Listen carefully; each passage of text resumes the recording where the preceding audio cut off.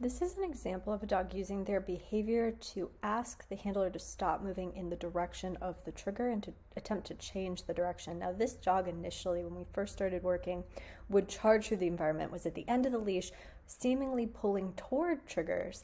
And so as we started to develop these strategies for communicating, we saw them using them in ways that we didn't expect, like asking to actually avoid interaction with the trigger.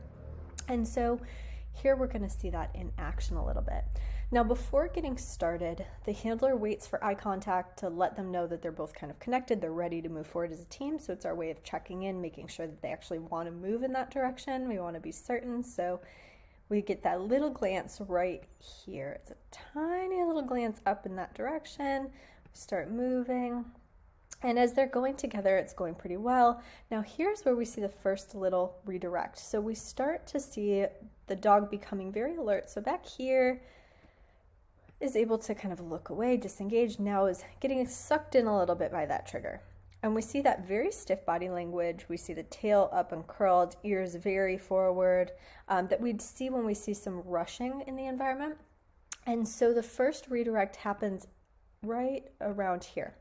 So as the dog starts to turn into the path of the handler, this is the first request to stop that motion. We want to think about the handler like a rolling ball. They got the ball rolling, and in order to stop it, getting in the way of the path is a very effective way to do that.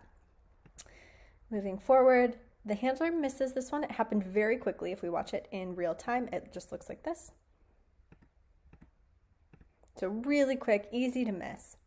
And then we see the dog looking forward again and tries again here.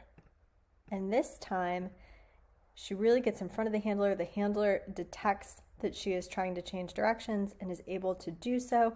And then look at how happily she moves away. She gets a reward for asking to move away from the trigger because that's a great request. And we're not accidentally leveraging her towards the trigger at this point. We can safely add some additional motivators. Looks really good. Her tail even starts to move a little bit. We see some relaxation coming in. And then again on the next approach, we see the handler start to move. This is her asking a question. Are you ready to go this direction? So by facing in that direction, she's letting her know the intent.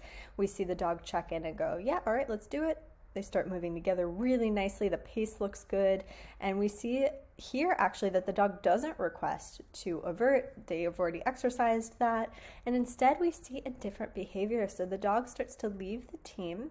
And this is totally okay. This is just the dog putting the brakes on. So this is like turning the car off, getting out of the car, absolutely fine. And then they have the range of the leash to explore. So here we see her actually go into a little bit of playful exploration, not interacting with the trigger, but nearby to the trigger, which is really cool. And she's kind of hopping around happily, doing some really nice sniffing, checking out just the end of that leash and the range of freedom that she has. And when she's ready, she checks back in with the owner. They move back together. We get a nice little shake off and we're able to repeat again.